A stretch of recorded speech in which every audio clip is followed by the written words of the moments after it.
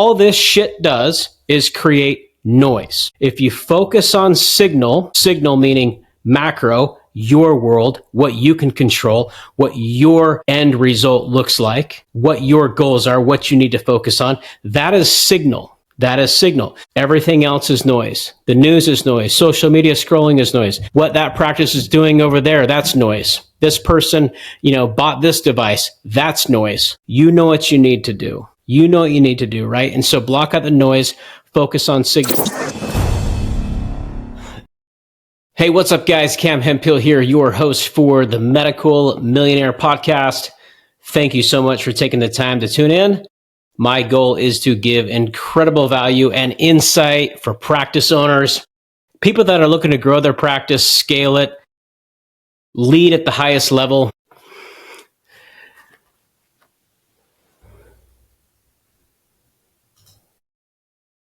Hey, what's up, everybody? Cam Hemphill here, your host for the Medical Millionaire podcast.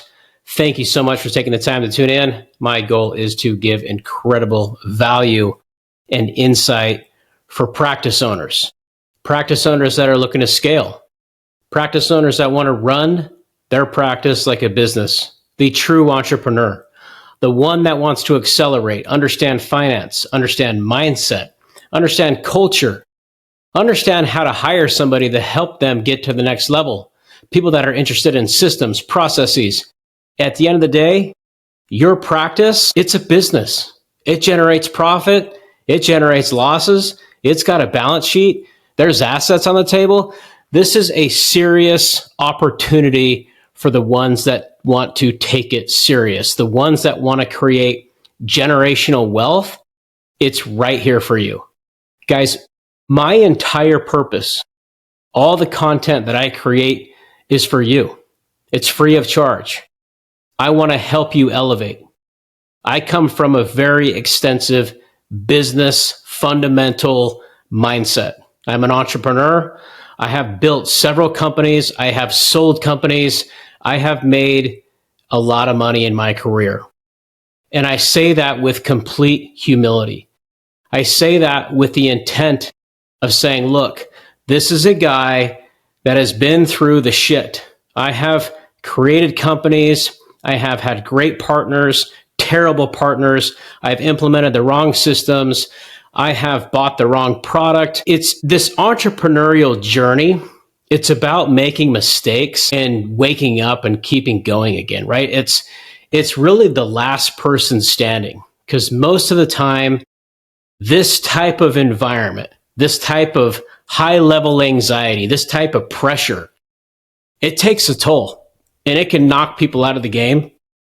And that's what happens to so many businesses. And that's what I see happening to so many practices, right? So what I want to get inside of your mind today, what I want you to take away is the understanding that your practice should be a winner. It should win. If you're taking the time to tune into content like this, you should stand out. You should be the one that stands out. Do not be the next statistic. Continue to grow your practice. And you absolutely have to understand the business fundamentals of being an entrepreneur. You can't just say, look, I'm a practitioner, I'm a nurse, I understand everything from the clinical aspect, and not take the time to understand finance, not take the time to understand sales processes, not take the time to understand tech-enabled solutions, not take the time to understand what it takes to be an entrepreneur, right? To be healthy, to wake up early, to go to the gym, to bust your ass. And that's why this is for the elite. That's why so many people think they can do it, want to do it, look through social media. Oh, she's doing it, he's doing it, I can do it too, right? But you don't see behind the scenes, right? That's the thing, is most people don't see the shit show behind the scenes of what it takes to show the glory on social media, right? And we all know that. We all know that. I know I have been in dark places in an entrepreneurial journey. I'm telling you, like, the craziest conversations with partners on the weirdest hours, Christmas Day, Thanksgiving, like there's not a day off, for you that think that, hey, I'm going to become a practice owner, an entrepreneur, and it's because I want to control my own hours. That's bullshit. That's misconception. This is a place where you say, you know what? I'm willing to go all in. And there may be times that I have to miss certain events. There is sacrifice. And the way that I look at life is everything is a sacrifice, especially being a father of two girls, being married, like everything's a sacrifice, right? Like when you work, you're sacrificing time from your family. When you're with your time from your family, you're sacrificing time from your work. And it's always in the back of your mind. And you unfortunately or fortunately have to go through life understanding that. And that's entrepreneurship. And that's what practice owners need to understand, right? And so let's jump into a couple things. Black Friday is over, right? Black Friday is over. What I'm hearing in the marketplace is most people are down. Most people had less sales in 2025 than they did in 2024. That's not for everybody.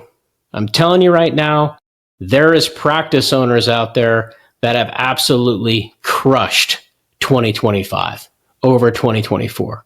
And I'm not just saying that with theory. I'm saying that with, I have seen data. I have seen data with specific practice owners where they absolutely smashed their Black Friday numbers. In fact, there's one in particular, I won't drop names, but their sales from 2024 to 2025 in that Black Friday to Cyber Monday period, their growth was over 450% from what they sold last year in those days, from what they sold this year in those days. What happened? What happened? Why were they able to do that? How did they do that? I can tell you some particulars. They decided to invest in themselves. They decided to invest in marketing ratios to revenue deployment. They decided to take action. They decided to implement systems. They decided to continue to market, touch their customer base, understand their value proposition, double down on that, get rid of people that don't make sense on the team, bring in people that make sense on the team, and go all in on themselves. It's a recipe for success. If they went the other way, their sales are probably going to be down, and what's going to be happening is they're not going to be celebrating today. What I can also tell you is I have seen practice owners year over year growth from 2024 to 2025 over 85%. Way, way above market, like ridiculously off the charts above benchmark. And it comes back to, how is this possible? The economy's not doing great for me. I mean, maybe I'm in the wrong area. I got the wrong location. I got the wrong website. I got the wrong marketing guru. Maybe I got the wrong tech stack. You have to go all in on yourself. Build teams, systems, processes, culture. You become the brand, right? You become the energy. You become the leader. And people feed off of that, right? And the world feeds off of that. And for the ones that are experiencing growth in 2025, you know why you're experiencing growth. I mean, the numbers may look at you and you're like shocked. Holy cow, I didn't think this was possible. But if you look back at everything that you did in 2025, from January, February, March, all the meetings you had, the one-on-ones you had, the patients you saw, the systems you implemented, the people you hired, the people you fired, the courses you went to, the classes you took. I mean, the people that are growing are the ones that are investing, right? And that's what it takes. It takes continuous growth, continuous education. If you're the same person and the same practice that you were in 2023, 2024, that you are today, you're falling behind. If you haven't implemented new systems, if you haven't hired a coach, a consultant, brought in somebody to help you, like focus on sales training, consultation process, networked, really got into the wellness environment, right? With great margins, right? Got into more lasers and getting less, more out of injectables. Injectables are great, but the margins are much healthier when you look at lasers, when you look at GLP-1s, when you look at peptides, when you're looking at these things. And what about people? Headcount, having high headcount is a massive expense, right? Your headcount should be no more than 20% of your top line revenue, no more. And if it is, there's a problem. You haven't implemented the right tech. You have the wrong people, right? That's like standard benchmark, right? People are expensive and they make mistakes, right? And there's emotion. With tech, there is none of that, okay? So Black Friday is over. I know that a lot of people had a tremendous amount of success. And I know a lot of people are extremely disappointed. But for the ones that had success and for the ones that are disappointed, the big moves are just beginning. They're just beginning. This is the time we sprint. This is the time that we sprint to finish out Q4. I'm recording this podcast. Today is December 2025. This is what creates separation. There's separation season from the people that retract. Holidays, Christmas, take time off, stop working out. I'm going to sleep in, those type. Maybe I'm going to have, one more drink. Like there's the other crowd. I'm gearing up for 2026. I'm going to get a head start. I'm going to get up early. I'm going to work on the weekends. I'm going to implement new systems. I'm going to hire somebody. I'm going to get my goal planning going right now.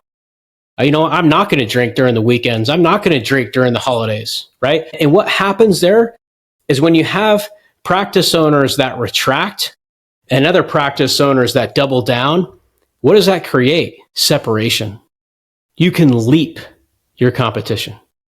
And if your goal is to continue to grow, you need to invest in yourself and continue to plan, okay? Let's step outside of the medical aesthetics world for just a moment and look at overall macroeconomics.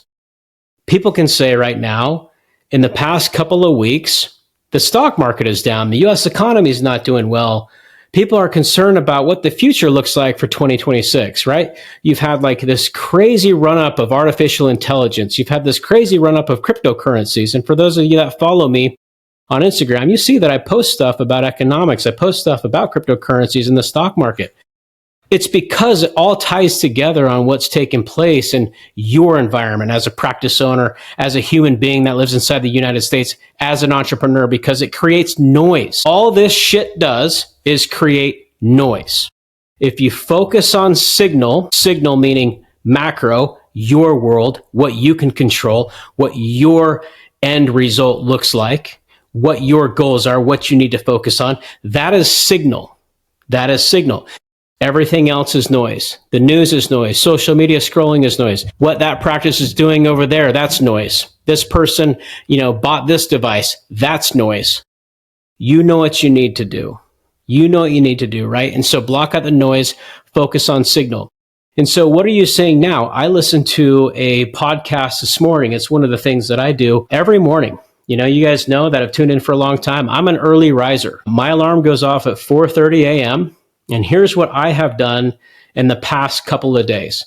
What I've done in the past couple of days is Monday morning hit. I actually rolled my wake up time back by 20 minutes. Okay. And that's a lot. Look, 4:30 is early. So it's back to 4:10. It's crazy to me what I actually can accomplish in that extra 20 minutes, right? Now, look, I'm tired at the end of the day, right? And I'm a dad and it's hard to have that last hour of energy, right? And that's super, super important to me. But that is what I'm talking about, right? If I roll my clock back 20 minutes and the next person is saying, you know what, I'm going to sleep in an hour, okay? What is the difference there, right? We're talking about an 80-minute delta? Now take that 80-minute delta and put that every single day from December 1st all the way to January 1st. How many minutes is that? You're telling me you couldn't implement a new EMR within that time frame? You couldn't launch a new website in that time frame. You couldn't build out campaigns in that time frame. You couldn't build a new comp plan for your providers in that time frame. You couldn't focus on your relationships in that time frame, build a culture, build a brand, build an exclusive service, focus on your Instagram, focus on your marketing channels, your outlets, your Google, pay-per-click campaigns, your reviews. Yes, the answer is yes. And what's happening within the environment right now is you're going to see this final sprint. There's going to be certain companies, public companies, I'll call them public companies in the news, the Mag 7, if you will. They're going to rally. Everybody's going to try to rally because they have quotas to hit. They have performance reviews to hit. It's going to rally. It happens every single year, right? There's always this November hit, Black Friday, what are the numbers? Pull back, let's retract, let's look at things. And you're going to see it just power right through. And I'll say that with bullish conviction, because the data shows that it's there. And when your back is up against the wall and you have to perform, you have a coach that says, hey, look, you need to do 15 push-ups instead of freaking 10. If you're by yourself, chances are you're doing 9. If you're with a coach, you're probably going to do the freaking 15, right? And so it's about the accountability. It's all about the accountability and really like seeing what you're capable of doing. And so I call this separation season. And, Ed Milet talks a lot about it as well. If you guys tune into his podcast, he's obviously got a big following and got some great content out there as well. But, December, it's for closers. It's all for closers. And what you determine now determines your first 90 days in 2026. So as you're planning and as you're looking at what you have going on now, this will determine your 2026, your Q1, okay? Are you going to kick off Q1 with momentum, with a plan, with strategy? Or are you going to kick it off with the same sluggish bullshit that, we're going through right now, right? If you're coming off like Black Friday lows, for example, right? Like, don't be down on yourself. Like, this is a good thing. This is a blessing. It's a wake-up call. It's a motivation kick in. Like, it's all good. Right? Again, it's the last person standing in this game. There's high sales months, low sales months. There's good years, there's down years. But if you consistently work and make progress every single day, work, progress, you're going to see those results. And so I would encourage you to take the time before the end of the year to really say, what is my plan? Wake up a little bit earlier. Go to bed late if you're not a morning person. I don't care. Work a little bit, early on Saturday or Sundays.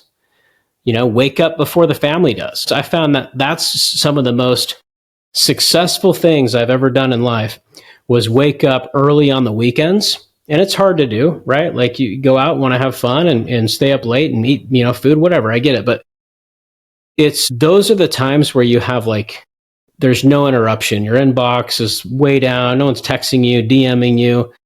And these are the times where you can work on systems and processes.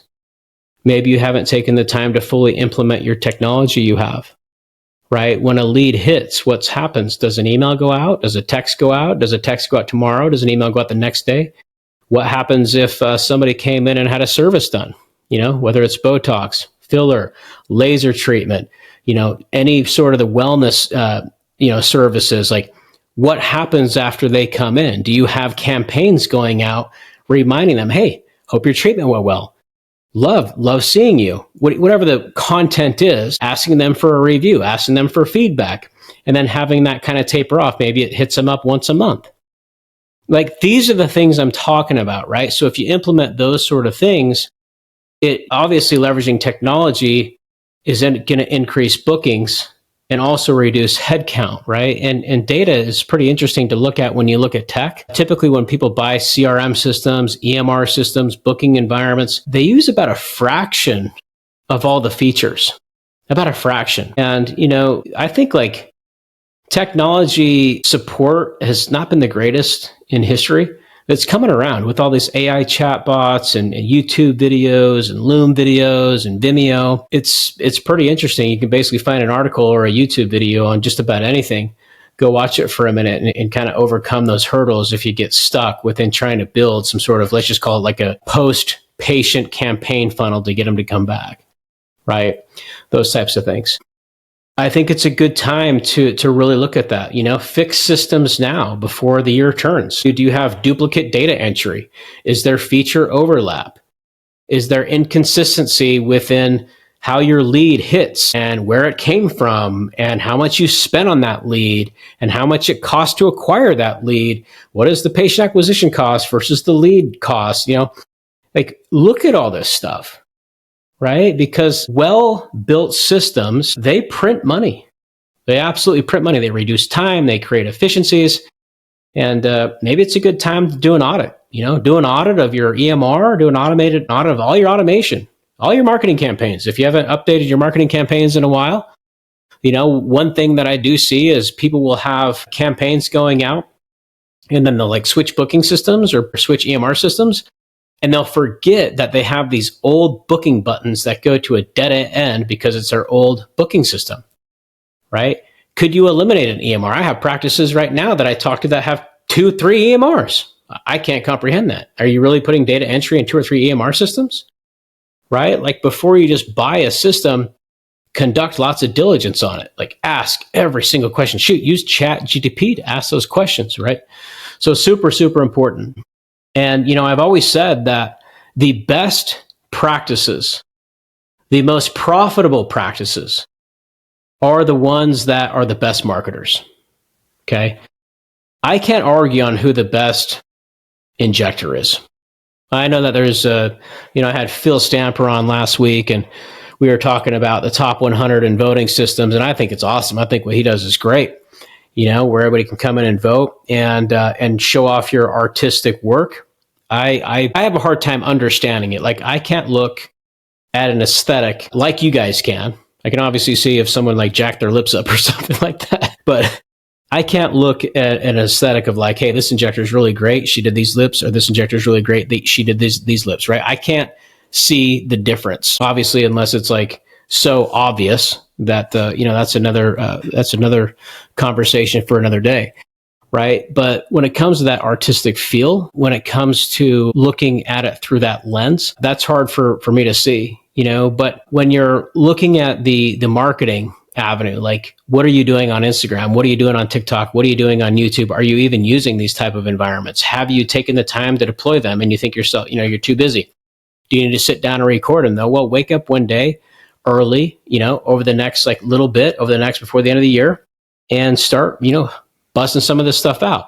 Spin up these systems. And if you are not investing in Google ads, Facebook ads, Instagram ads, and having all that come into one centralized CRM system that kicks off automation, I don't know why you're not. I literally have no idea why you are not doing that. Because if you do it correctly, it generates bookings. And your entire purpose of being a practice owner, besides safety, client experience, client satisfaction, should be bookings. Bookings generate revenue. And that's what you sell. You sell bookings, you sell time. Like that's what it is. And so the more bookings you sell, the more providers you have, and hopefully these providers are bringing in a high dollar per hour, right? That's the purpose of a practice, is how many patient visits do we have today? And what did the patient visit pay per visit, right? And what did the provider make per hour? Like that's where, if you don't know those numbers, like that's like critical information. I can tell you right now though, if you're not a good marketer, or you're not trying to learn marketing, or you're not investing in where your clients hang out, where your ideal customer profile hangs out, you're not going to be found, right? You're going to be kind of found. But if you want to be really found, you need to be investing in these channels. People live in a digital world. They're always on their phones. They're always looking through channels of where they can connect with injectors, medical aesthetics practices. If they refer you, they're going to go look up your work on Instagram. It's all right there. Okay. And so it's very important that you invest in marketing. And again, I'll say it again, like the ones that invest in marketing are the ones that are going to get the best result. Now, if you compound that and you start to invest your marketing to patient experience, patient satisfaction, and also really focusing on your location and the environment and what happens from when that patient shows up to delivering that result, how they feel when they leave, how many times you touch them from technology when they leave. That's important, right? That's what creates the entire patient journey.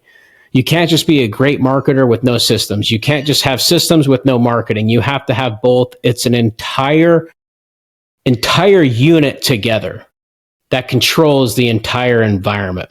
Now you, as the artist, you're the artist. Your job is to show up and do a phenomenal job and show your expertise and to deliver a result. Like that's what they're buying. They're buying the result, right?